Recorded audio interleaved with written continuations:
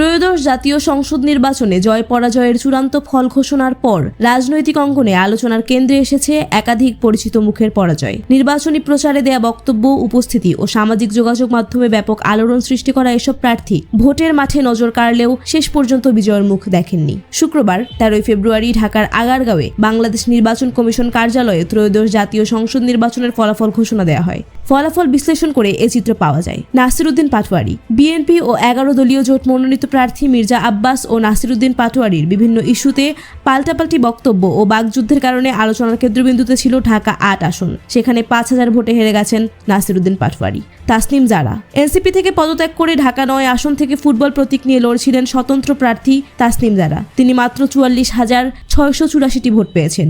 ওই আসনে বিএনপির প্রার্থী হাবিবুর রশিদ ধানের শীষ প্রতীকে 1,11,212 ভোট পেয়ে জয়ী হয়েছেন।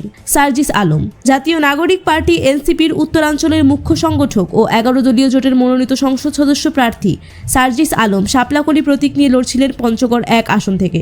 8,304 ভোটের ব্যবধানে হেরে গেছেন তিনি।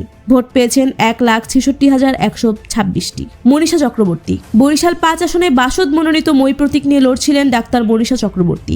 গতকাল ফেসবুকে তিনি জয়ী হয়েছেন এমন গুজব ছড়িয়ে পড়ে। পরে অবশ্য তিনি নিজেই ফেসবুকে স্ট্যাটাস দিয়ে নিজের পরাজয়ের খবর জানান। ভোটারদের মাটির ব্যাংকের টাকায় নির্বাচনী ব্যয় নির্বাহের উদ্যোগকে কেন্দ্র করে তিনি আলোচনায় আসেন। তার নির্বাচনী তহবিল সংগ্রহের প্রক্রিয়াটি মানুষের নজর কেড়েছিল। প্রচার শুরুর আগেই কয়েকশো মাটির ছোট ব্যাংক তুলে দিয়েছেন দলীয় নেতাকর্মী ও সমর্থকদের মাঝে। অর্থদাতাদের বেশিরভাগই ব্যাটারি চালিত রিক্সা, ভ্যান, ইজি বাইক চালক ও বিভিন্ন কারখানার শ্রমিক। বিসিএস এর স্বাস্থ্য ক্যাডারে নিয়োগ পেলেও সরকারি চাকরিতে যোগ না দিয়ে রাজনীতিতে যুক্ত হন মনীষা। তবে শেষ পর্যন্ত জয়ী হতে পারেননি তিনি। মামুনুল হক, ঢাকা 13 আসনে বাংলাদেশ খেলাফত মজলিসের আমির মামুনুল হককে হারিয়ে বিজয়ী হয়েছেন বিএনপি প্রার্থী ববি হাজ্জাজ। ধানের শীষ প্রতীকে ববি হাজ্জাজ পেয়েছেন 88,387টি ভোট। জামায়াতে ইসলামী নেতৃত্বাধীন 11 দলীয় নির্বাচনী জোটে রিক্সা প্রতীক নিয়ে বাংলাদেশ খেলাফত মজলিসের প্রার্থী মামুনুল হক পেয়েছেন 86,067টি ভোট। তাদের ভোটের ব্যবধান 2,320। জিএম কাদের, জাতীয় পার্টির দুর্গখ্যাত রংপুরে এবার একটিও আসন পায়নি দলটি। দলের চেয়ারম্যান জিএম কাদের রংপুর 3 আসনে তৃতীয় হয়েছেন। তার মতো মহাসচিব শামীম হায়দার পাটোয়ারি গাইবান্ধা 1 আসনে তৃতীয় হয়েছেন। রংপুর 3 আসনে জামায়াত ইসলামীর মাহবুবুর রহমান বেলাল দাঁড়িপাল্লা প্রতীকে 1,75,827 ভোট পেয়ে জয়ী হয়েছেন।